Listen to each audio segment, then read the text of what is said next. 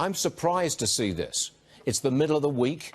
It's an ugly confrontation. We normally have this on the weekends. What say you? I mean, I wasn't expecting this. Well, I think what you have to think about, Stuart, is Beijing made a decision at their summer retreat and of the leadership. And what the decision is to use the Hong Kong police in a much more serious manner than before. Also, I think there is starting to be the little green men problem. In other words, I think they've taken a page out of Putin's book, and you're beginning to see public security personnel from across the border in Hong Kong. So rather than moving in with uniformed PLA or the People's Armed Police that we see at that stadium across the border, I think Beijing is augmenting the Hong Kong police force with people from across the border, and it's going to get rougher. Now, the Chinese Foreign Ministry has now admitted that, yes, it has detained a British consular official from Hong Kong who went by train into mainland China and then disappeared. Now, they admit that they have detained him. Doesn't this really raise the tension and raise the stakes between Britain, which handed Hong Kong back to China in 1997, and the Beijing authorities, which are detaining a British diplomat? That raises the ante considerably, doesn't it? It does, and I would add all that is being done against British companies and American companies to pressure them in Hong Kong right now. Cathay Pacific pilots being told to hand over their phones when they get to Beijing so people can look and see if they've been involved in activities. You've seen the management of Cathay Pacific turned over because of this whole thing. There's a multi-pronged approach Beijing now has that's very obvious. Pressure the companies, pressure the trade unions, pressure the Hong Kong police to do more. This is an all-out campaign now across the board in Hong Kong.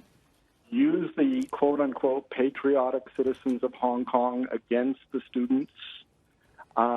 Use Twitter, use Facebook.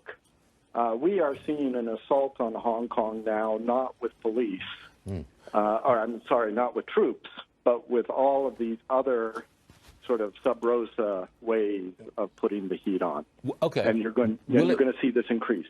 Okay. Will it work? You've described very well the increasing pressure, quiet pressure on everyone, trying to squash this movement quietly. Will it work? I don't think so, because 1.7 million people came out on Sunday in support of this movement. And that is a big part of the 6 or 7 million people of Hong Kong. Has there been capital flight from Hong Kong? In other words, local people with serious money getting that money out as the tension rises? Oh, I think people are making those contingency plans. They may not have moved it yet, but they may be working on it. I think foreign companies are now beginning to seriously reconsider their positions in Hong Kong because of this kind of pressure, because some of what Beijing is asking them to do is pretty untenable. For example, firing employees simply for joining the demonstrations. So I think that Beijing is endangering their position in Hong Kong right now through this very heavy-handed set of tactics they're using. I don't see much difference between the Cold War between the United States and the Soviet Union and what seems to be a developing new Cold War between America and China. Am I going too far? I think it's a different kind of struggle because it isn't involving, obviously, massive numbers of nuclear weapons.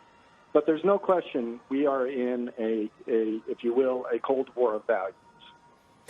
What we're seeing in Hong Kong is the Chinese value system is very, very different from our value system, and it's becoming very obvious and, frankly, pretty ugly. And so I think that Beijing is revealing some of its true colors of the Xi Jinping government right now, and it is going to increase the tension, the aggravation. The fact that the president did come out on Sunday with a strong statement about Hong Kong shows that this issue is moving the American system a bit.